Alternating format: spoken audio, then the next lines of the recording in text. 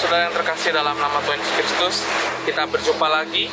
Dan dalam kesempatan ini saya mau berkongsi kepada kita semua bahwa proses adalah lebih penting daripada hasil. Saya percaya kita semua tetap dalam perlindungan Tuhan yang luar biasa. Dan saya berharap juga keluarga Anda, sanak saudara Anda, dan orang-orang yang Anda kasih juga dalam keadaan yang baik-baik. Saudara, firman Tuhan berkata dalam Yeremia 18 ayat 1-6. Saya akan bacakan bagi kita semua. Firman yang datang dari Tuhan kepada Yeremia bunyinya, "Pergilah dengan segera ke rumah tukang periuk. Di sana aku akan memperdengarkan perkataan-perkataanku kepadamu." Lalu pergilah aku ke rumah tukang periuk, dan kebetulan ia sedang bekerja dengan pelarikan. Apabila bejana yang sedang dibuatnya dari tanah liat di tangan itu rusak, maka tukang periuk itu mengerjakannya kembali menjadi bejana lain menurut apa yang baik pada pemandangannya. Kemudian datanglah firman Tuhan kepadaku bunyinya, "Masakan aku tidak dapat bertindak kepada kamu seperti tukang periuk ini?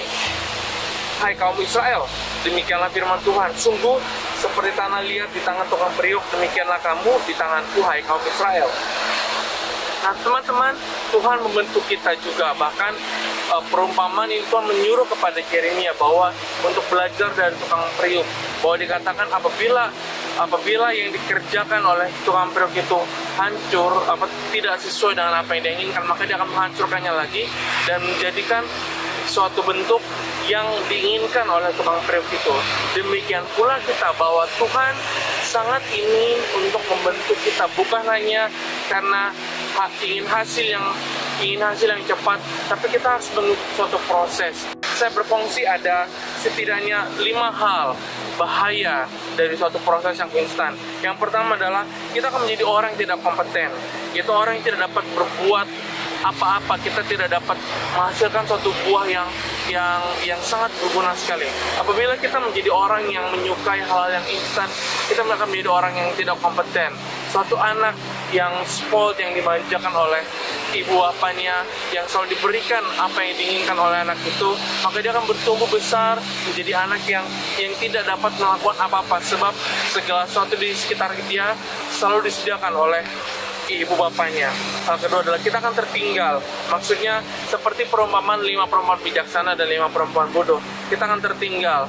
Kemudian juga 3, iri hati. Timbulnya iri hati, kedengkian, sifat pengecut, dan nafsu jahat. Orang yang selalu menginginkan hal-hal yang instan dalam kehidupannya, biasanya orang ini akan sukar untuk melihat apabila orang lain mengalami kesuksesan, keberhasilan, keberjayaan dalam kehidupannya. Nah, maka dia akan menjadi iri dan dia akan justru mungkin juga akan mendengki orang lain. Yang keempat, akan menjadi orang yang tidak tahu bersyukur, tidak tahu menghargai orang lain ataupun sesuatu di dalam kehidupannya.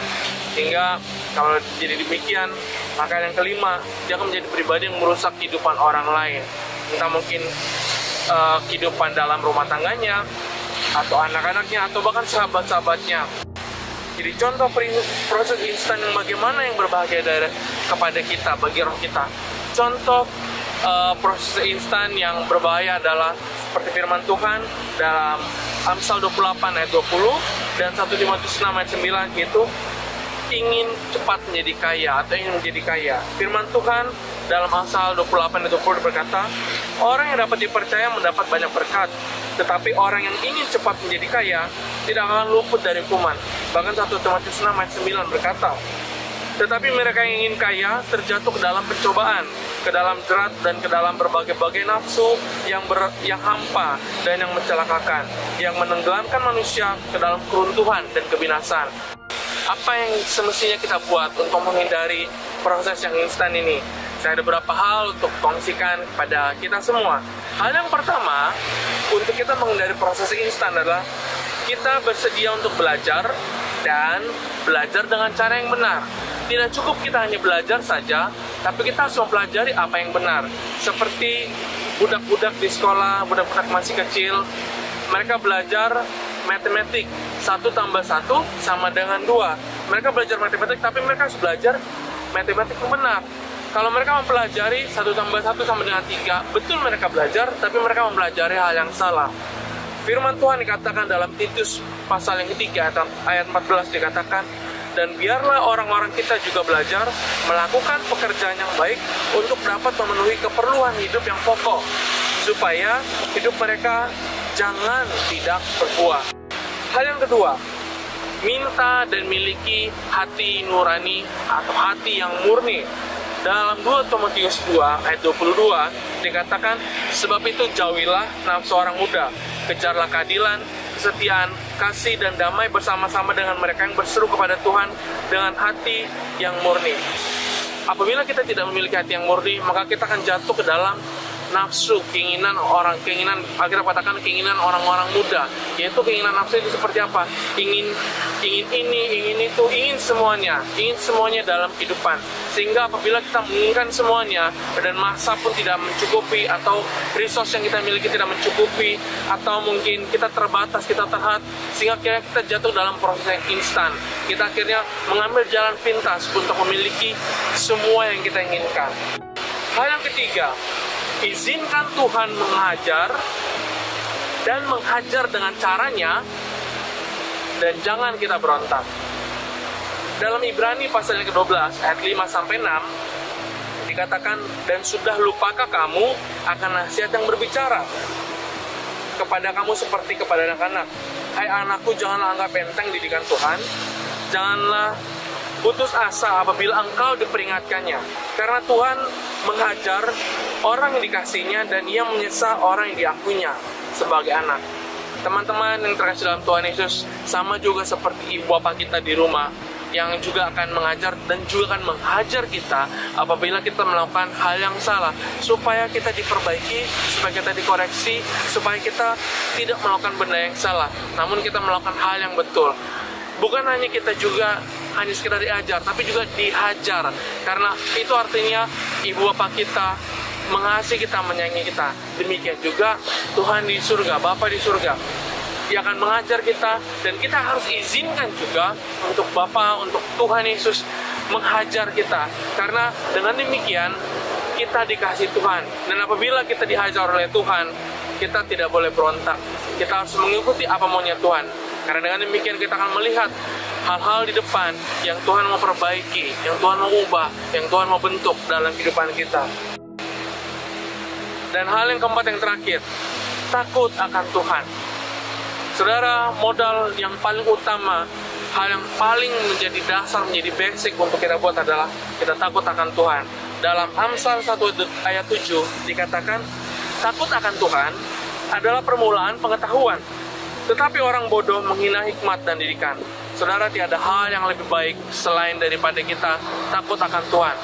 Itu adalah hal yang paling utama. Apabila kita tidak memiliki takut akan Tuhan, hati yang takut akan Tuhan, maka semua yang saya bahas tadi pun tidak akan kita miliki dalam kehidupan kita. Takut akan Tuhan adalah hal yang paling mendasar. Artinya kita takut untuk melakukan hal-hal yang tidak menyenangkan hatinya.